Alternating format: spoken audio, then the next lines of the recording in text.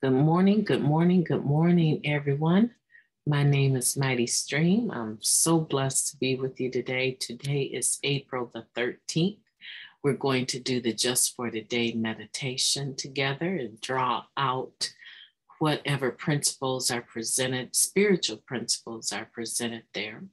I'm brought to you by Hope Through Navigation. This is the H.O.O.D Recovery Services. The acronym H.O.O.D stands for Hope Offered on Demand. I am daily building content so that we can present a beautiful app for recovering individuals to use. So let's see what we have here. Let's go to the share screen and look at the Just for Today together. Oh, yes, this is going to be very good. All right, let me get a sip of this bitter coffee.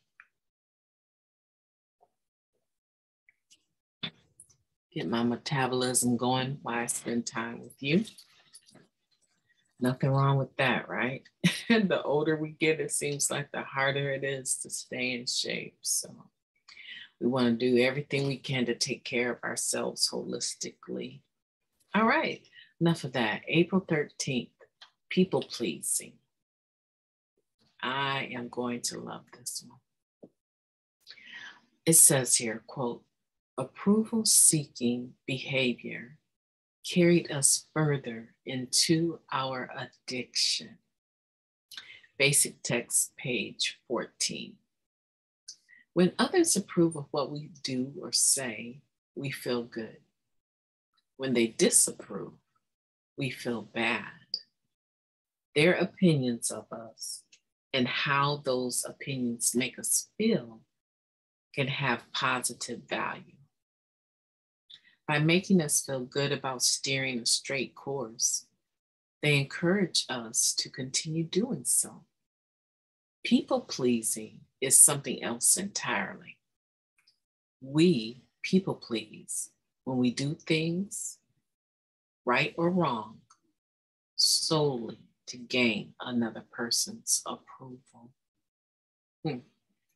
Low self-esteem can make us think we need someone else's approval to feel okay about ourselves. We do whatever we think it will take to make them tell us we're okay. We feel good for a while. Then we start hurting. In trying to please another person, we diminish ourselves and our values. We realize that the approval of others will not fill the emptiness inside us. The inner satisfaction we seek can be found in doing the right things for the right reasons. We break the people-pleasing cycle when we stop acting merely to gain others' approval and start acting on our higher power's will for us.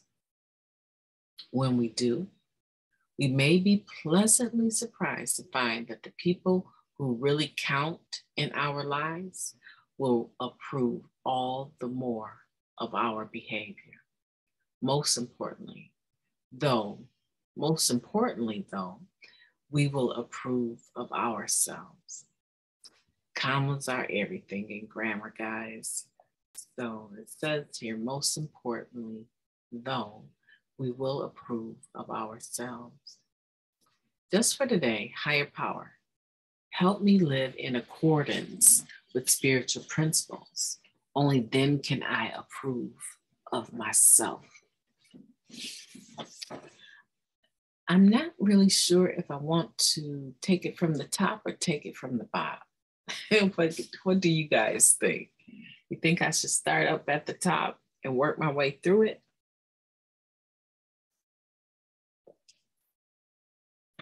Or start with the proof and the meat and work my way into it?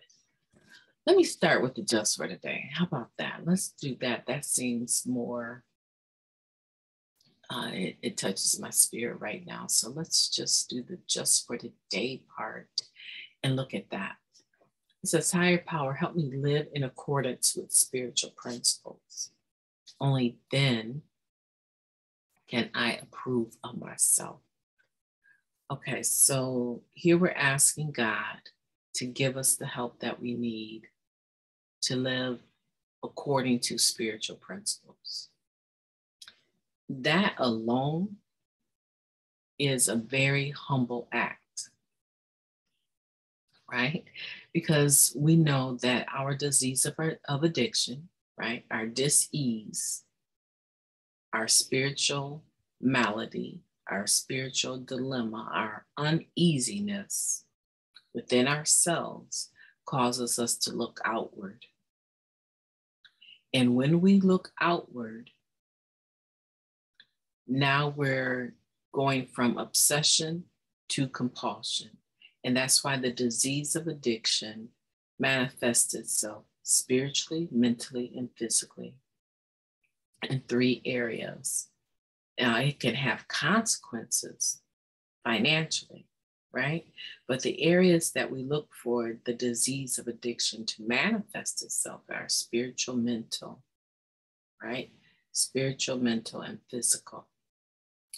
So the spiritual principles that we want to live by should also be able to be seen if they are being tapped into, if they are being lived accordingly to. We should be able to see proof of that spiritually, mentally, and physically. I'll hit on that physically part, physically later. But mentally, spiritually, and physically. Okay.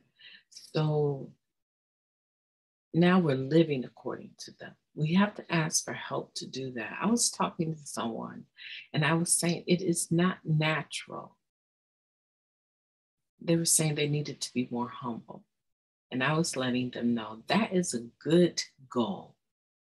That is a good goal to live humbly, right? But it is not natural to live humbly because it entails thinking of ourselves less, right? Being less self-centered and more God-centered. And more service-centered as a direct result of being God-centered. So now through the humility, I am able to serve other people without a chip on my shoulder. Like, don't you know what I'm doing for you? Are you serious? I would expect you to have more gratitude. No, see, I'm not even serving them with the mind to serving them. I'm serving them with the mind to the relationship with God. So now I'm not really talking to them when I have that attitude, that chip on my shoulder. I'm having that chip on my shoulder when it comes to my relationship with God. How dare you have me out here doing this type of work? Are you serious? You want me to go into the slums? Really? Oh no, I'm preaching to myself, people. I have been there, right? I have been there where my service had a limit. It had a boundary on where I would or would not go. Now, this is just for me, right? I'm talking about my personal experience and I'm trying to use it so that you can look at it and engage yourself based on your personal experience. So these spiritual principles are something that we have to ask for help to live according to. They're not something that just naturally come to our human nature, right? Because at the end of it, if we think about it, we are disconnected from the source from the moment we're born into the world. Because now the world has an opportunity to have influence upon us. And so with that being said, depending on how you were raised, you may not have any standards that you were held to, depending on how you were raised. There's some people, there were standards, but the parents were so absent because they were so busy working, paying for all the beautiful things they were providing for their children, that the children kind of had a standard or ideal of what they needed to do. But it wasn't like we sat down and discussed These are our standards, and you will live by them until you're grown, right? So it's just not our nature, is what I'm saying, to live life in a position of humility, or to live life in a position of loving people in a healthy manner. Generally speaking, a baby, when the baby comes into the world, is going to start understanding if it cries. Come on now, you're in recovery, so maybe you remember this particular pamphlet, IP, entitled The Triangle of Self-Obsession. And in that IP, it talks about the difference between addicts and everyone else in the world, right? It showed us an example of a baby coming into the world that understands that when it cries, its needs will be met. Its form of communication is to make a noise. When it cries, its needs will be met. And most people, as they grow up, they start to become self-sufficient to some degree, right? Because we know complete self-sufficiency is a lie, right? So they become responsible for their needs. And they grow up and they learn how to do chores, and they learn how to get a first job, and they learn how to save money, and they learn how to sow money, give money to certain people that they feel inclined to bless because they benefit, right? Some faiths call it tithing, right? They learn how to give into the home or the community or the house in which they benefit from, whether it be their physical home, their spiritual, religious home, but they learn how to not just hoard all their money for themselves. And now they start to learn that they can buy certain things with their money if they save it, and eventually go to college, maybe not college, but they move out, they get a home, and they go on to be productive members of society, quite naturally speaking. However, for addicts, there's something different. Due to the obsession and compulsion, we are always chasing the next one. Either mentally or physically, we're chasing that next high. We're chasing that next approval. We're chasing that next relationship, that next scratch card, that next lottery card, that next all you can eat buffet, that next exercise session. We're always chasing the next high, right?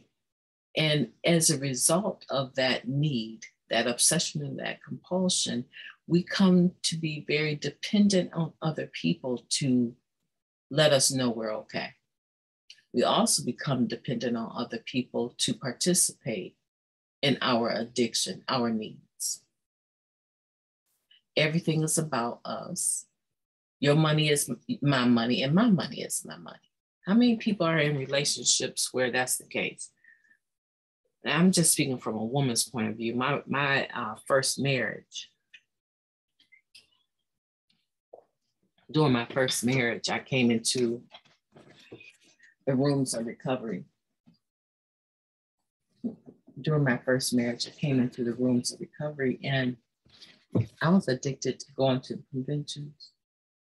And literally, quite literally, my money, his money was my money, and my money was my money. I was addicted to going to the conventions. So I had to have what I wanted when I wanted. And nobody could tell me anything different. And so, as I'm saying here, according to this reading, people pleasing is a form of propagating or furthering our addiction. Because we have this approval-seeking behavior, and we want people to look at us and approve us. We want them to tell us that we're okay. And if we don't stop that, we're going to find ourselves in trouble with our higher power, because the approval that we need has to come from within, and it has to come from our God. We want to know our higher power's will for us, right? And sometimes we will find that as a result of having that intimacy with our higher power and understanding that we need to first start from within, approve ourselves, and not worry about what other people are thinking about us. Somebody tell me what other people think about you, it's none of your business. I was like, huh? That was a new concept to me. I needed to not only know what they were thinking about me, but I needed to make sure that the thoughts that they were having about me were perfectly good. And if they weren't perfectly good, then I needed to have the behavior so that I could change what they were thinking about me from negative to positive. And I needed to know exactly when that took place. That's way too much control. And it's not even real, because you cannot possibly control the thoughts of other people. And I went through this for many, many, many years. Many years.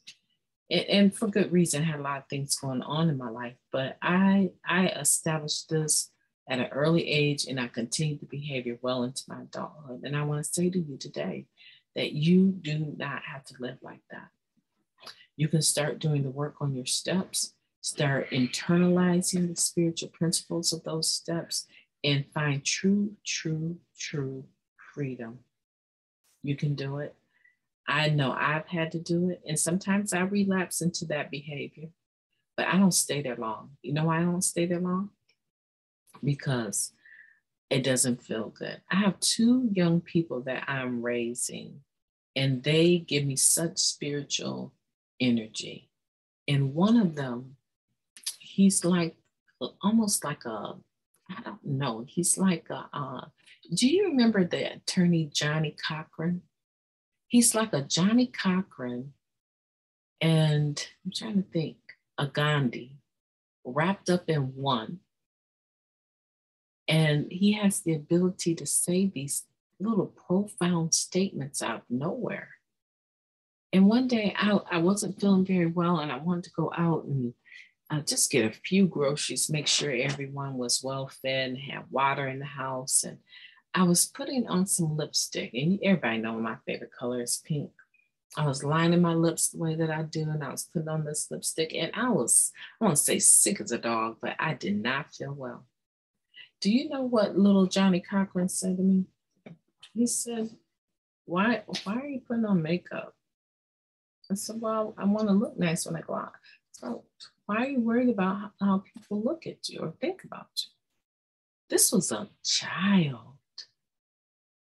And I said, you know what, buddy, you're right. It's such a habit. These are habits that we need to be conscious of. I can put on lipstick anytime I want to. But if I'm doing these things, people pleasing, looking for other people's approval, whether it's right or wrong, right? Then I am people pleasing. And it is an approval seeking behavior that will only further my dis-ease. I want you to hear me when I say disease of addiction, I continue to say dis-ease from within. And then that will force or propagate me to go into the compulsion piece, because I'm already obsessing about something that I cannot change.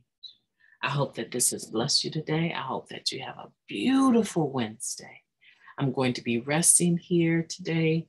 I have class tonight, and I'm just excited about my life today. And I hope that you have a beautiful day. If you need me, remember to reach out to me at recoveryofhope21@gmail.com. I'm excited about this day. Go take it. Take it by force. Talk to you later.